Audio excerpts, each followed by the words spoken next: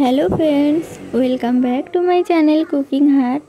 আপনারা সবাই কেমন আছেন? আশা করছি আপনারা অনেক ভালো আছেন, কিন্তু আমি ভালো নেই। সকাল থেকেই আমার শরীরটি লাগছে খুবই খারাপ। গায়ে আছে অল্প অল্প জ্বর এবং গা হাতের হচ্ছে অসম্ভব যন্ত্রণা। সেই নিয়েই হাটে বেরিয়ে গিয়েছিলাম ডাক্তার দেখানোর জন্য এবং একটি ফুলকপি কিনে নিয়ে এসেছি। কাল সন্ধ্যাবেলায় এক দাদাভাই আমাকে কমেন্ট করেছিল ফুলকপির রেসিপি দেখানোর জন্য, তাই ডাক্তার দেখাতে গিয়ে অমনি একটি ফুলকপি কিনে নিয়ে চলে এসেছি।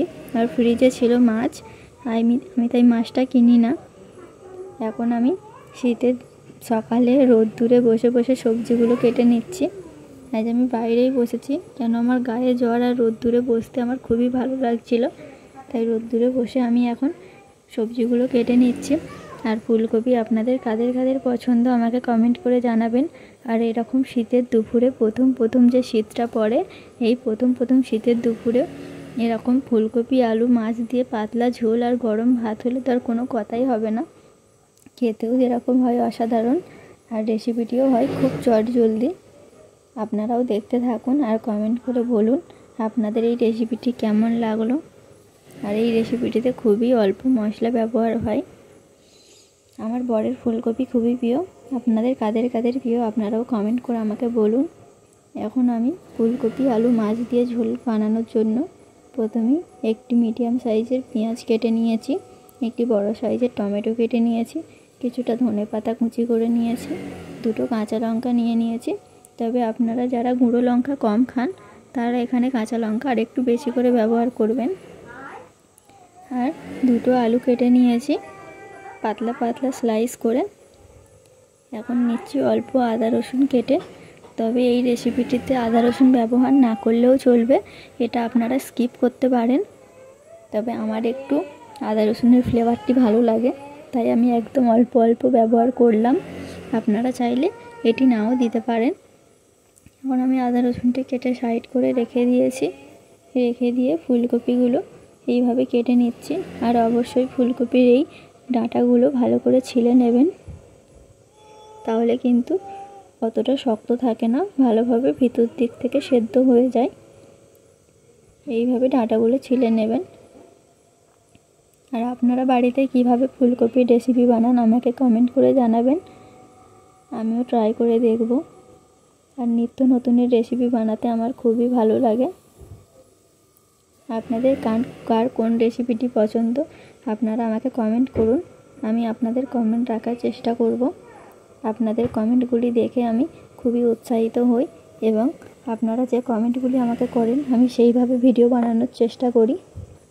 এখন আমি সমস্ত জিনিসগুলো একে একে ধুয়ে নেব। তবে ধোয়াধুয়ির ভিডিওটি আমার স্কিপ হয়ে গেছে, আমি দেখাতে পারলাম না। এখন আমি মাছের মধ্যে অল্প লবণ এবং হলুদ দিয়ে ভালো করে ম্যারিনেট করে নেব। এখানে আমি ঝালের গুঁড়ো ব্যবহার করি না, কেন আমার মেয়ে খায়, ওই জন্য আমি ঝালের গুঁড়োটি ব্যবহার করি না। আমি লবণ আর হলুদ দিয়েই মাছগুলো হালকা করে ভেজে নেব, খুব বেশি কড়া করে ভাজবো না।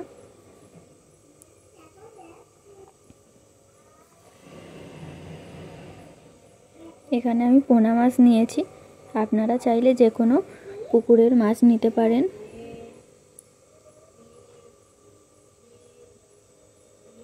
দেখুন মাছগুলো আমি খুব বেশি কড়া করে ভাজছি না, ঠিক এইভাবে হালকা করে ভেজে নিতে হবে। যেহেতু এটা আমি রেসিপির ঝোলে দেব, ওই জন্য আমি খুব বেশি কড়া করে ভাজি না, অল্প করে ভেজে নিচ্ছি।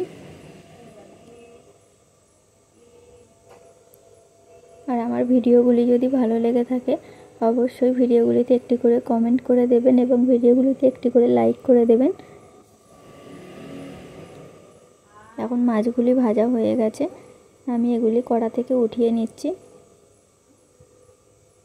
এখন ওই তেলের মধ্যে অল্প একটু হলুদ দিয়ে কাটা ফুলকপিগুলো ভালো করে 2-3 বার করে জল দিয়ে ধুয়ে নিয়েছিলাম এবং 15 মিনিটের জন্য আমি লবণ জলে ভিজিয়ে রেখে দিয়েছিলাম। এতে করে ভিতরে যদি কোনো রকমের পোকামাকড় থেকে থাকে সেটি বার হয়ে আসবে। ওই জলটি ছেঁকে আমি ওই তেলের মধ্যে ফুলকপিগুলো দিয়ে ভালো করে লাল লাল করে ভেজে তুলে নিচ্ছি। আর এই রেসিপি বানানোর জন্য ফুলকপিটি অবশ্যই ভালো করে লাল লাল করে ভেজে তুলে নেবেন।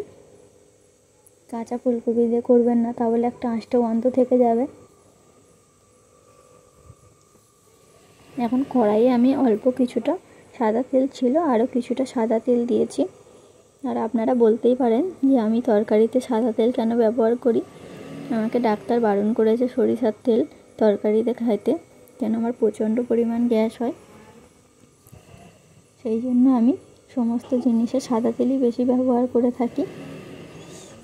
এখন পেঁয়াজ কুচিগুলো দিয়ে দুটো কাঁচা লঙ্কা দিয়ে ভালো করে ভেজে নিতে হবে। আর আঁচটি রাখবেন মিডিয়াম।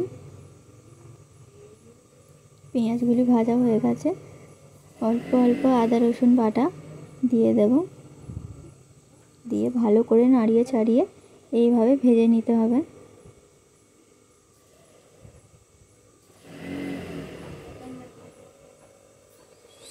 আর আমার এই রেসিপিটি আপনারা অবশ্যই বাড়িতে ট্রাই করবেন, একদম চটজলদি ফুলকপির একটি রেসিপি, আপনাদেরও ভালো লাগবে।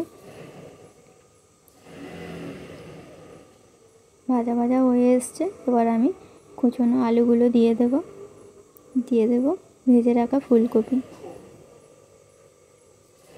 দিয়ে এই দুটো উপকরণকে ভালো করে নাড়িয়ে চাড়িয়ে নেব যাতে তলায় ধরে না যায়।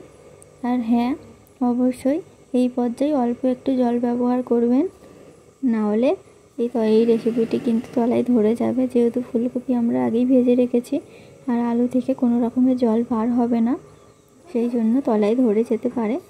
অল্প একটু জল ব্যবহার করবেন, তাহলে আর তলায় ধরে যাওয়ার ভয় থাকবে না।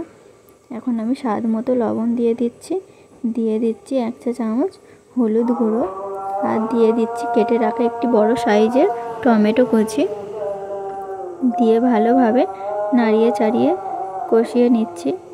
এখন কষিয়ে নেওয়ার পরে দিয়ে দিচ্ছি 1 চা চামচের মতো লঙ্কা গুঁড়ো। তবে আমি বারবার বলে দিচ্ছি, আপনারা যারা গুঁড়ো লঙ্কা খান না, এই রেসিপিটি বানানোর জন্য কাঁচা লঙ্কার পেস্ট বা কাঁচা লঙ্কা কুচিও দিতে পারেন, স্বাদ একই আসবে। তবে আমি একটু গুঁড়ো লঙ্কা খেতে ভালোবাসি, তাই আমি গুঁড়ো লঙ্কাটি ব্যবহার করলাম। এখন সবগুলো উপকরণ একসঙ্গে আরও 2 থেকে 3 মিনিট ভালো করে কষিয়ে নিতে হবে। আর জল ওই একবারই ব্যবহার করবেন। দেখুন ভালোভাবে কষানো হয়ে গিয়েছে। এখন দিয়ে দেবো জিরে গুঁড়ো 1 চামচ আর দিয়ে দেবো ধনে গুঁড়ো 1 চামচ। ব্যাস, এই কটি মশলা লাগবে, আর কোনো কিছু মশলা লাগবে না। এখন আবারও সবগুলো উপকরণ একসঙ্গে ভালো করে কষিয়ে নেব 1-1.5 মিনিটের মতো। আর হ্যাঁ, এই সময় কিন্তু গ্যাসের ফ্লেমটা লো রাখবেন, যেহেতু বলে দিচ্ছে জল কিন্তু অল্প ব্যবহার হয়েছে। দেখুন ভালো করে কষানো আমার প্রায় হয়ে এসছে, কষানো আমার প্রায় শেষ পর্যায়ে। কালারটি কত সুন্দর এসছে দেখুন। এখন আমি পরিমাণ মতো জল দিয়ে দিলাম, জল দিয়ে 3 থেকে 4 মিনিট এটিকে মিডিয়াম আঁচে ফুটতে দেব।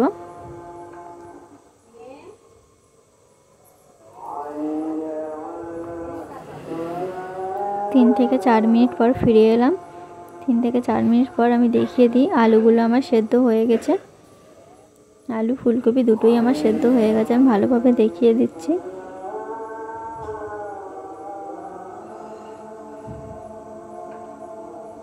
দেখুন আলুগুলো আমার সেদ্ধ হয়ে গেছে।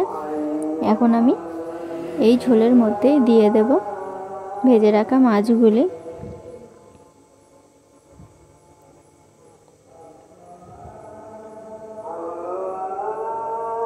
মাছগুলি অবশ্যই একদম অল্প ভাজবেন, বেশি কড়া করে ভাজবেন না, তাহলে কিন্তু এই রেসিপিটির স্বাদটি পুরো মরে যাবে।